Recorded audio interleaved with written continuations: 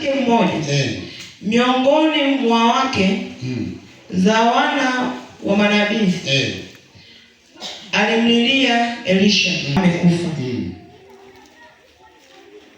Nawe unajua ya kuwa mtumishi wako alikuwa mcha Bwana. Kiamini Elisha anaweza japo Elisha akamwambia, mjakazi wako, sina kitu. Nenda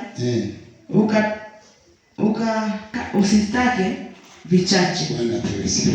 Amen. Mtumishi Elisha aliona hata akilipa madeni bado hana uwezo wa kuishi.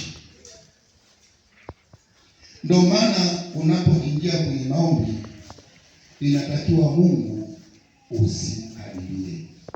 Elisha ndicho alichokiona.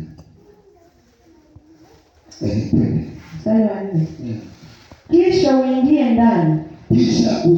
Avitenge. Mstari wa 5. Ndio. Basi akamwacha. Na yeye akabimina. Hapo ndipo